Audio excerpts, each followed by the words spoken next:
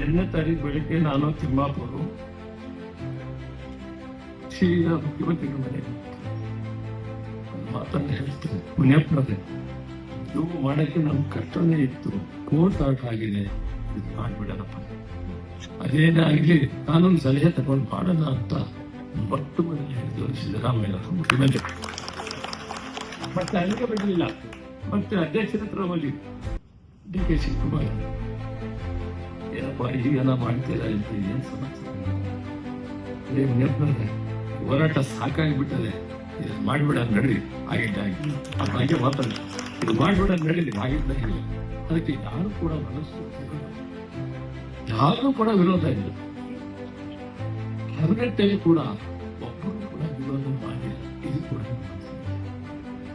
ಸಮುದಾಯ ಯಾರಿದ್ದಾರೆ ಎಲ್ಲ ಕ್ಯಾಬಿನೆಟ್ ಪ್ರಿಂಟ್ ಡ್ರಾಪ್ಸ್ ಅಲ್ಲಿ ನಾನು ಸಂದರ್ಭ ಕೇಳಿ, ಏನಪ್ಪ ನಮ್ಮ ಸಮಾಜದಲ್ಲಿ ಯಾಕೆ ಸುಮ್ಮನೆ ಕೂತೈತೀನಿ, ಒಂದೇ ಮಾತು ಕೇಳಿ, ಇಲ್ಲ ನಮ್ದೆಲ್ಲ ಸಮಿತಿ ಇದೆ, ಇದಾಗಲೇಬೇಕು, ಹೋರಾಟ ಜಾಸ್ತಿ ಇದೆ ಅಂತ ಪ್ರತಿಯೊಬ್ಬ ಕ್ಯಾಬಿನೆಟ್ ಸಚಿವರು ಮಾತಾಡಿ ಸಂಪೂರ್ಣವಾಗಿ ಸರ್ಕಾರ ಪರವಾಗಿದೆ, ನ್ಯಾಯ ಸಿಗ್ತದೆ. ಮತ್ತಾದ್ರೂ ನ್ಯಾಯ ಸಿಕ್ಕಲೇಬೇಕಲ್ಲ, ಲೇಟ್ ಆಯ್ತು. ಹೋರಾಟ ಬಹಳ ದಿನ ಆದ್ರೂ ಕೂಡ ಸರ್ವೋಚ್ಚ ನ್ಯಾಯಾಲಯ ತೀರ್ಮಾನ.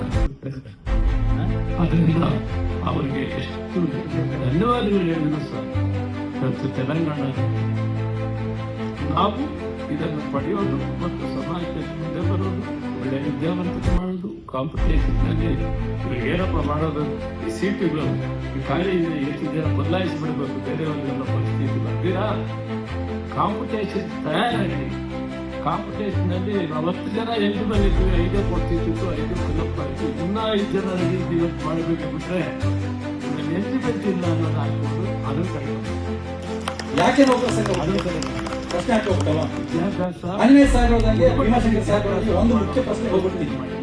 ಈ ರೋಸ್ಟರ್ ಗೊತ್ತಲ್ಲ ತಮಗೆ, ಸಪೋಸ್ 100 ಜನ, ನಾನು ತುಂಬಾ ಸುಲಭವಾಗಿ ಅರ್ಥ ಆಗೋದ್ರಲ್ಲಿ ಎಕ್ಸಾಂಪಲ್ ಕೊಟ್ಟು ಹೇಳ್ತೀನಿ. ಒಂದು 100 ಜನ ಏನಾದ್ರು ರಿಕ್ರೂಟ್ಮೆಂಟ್ ಆಗ್ತಾ ಇರ್ತಾರೆ, ಆ 100 ಜನದಲ್ಲಿ ಮೊದಲ 50 ಜನ ಜನರಲ್ ಮೆರಿಟ್ ಅವರು ಇರ್ತಾರೆ. ಅರ್ಥ ಆಯ್ತಾ?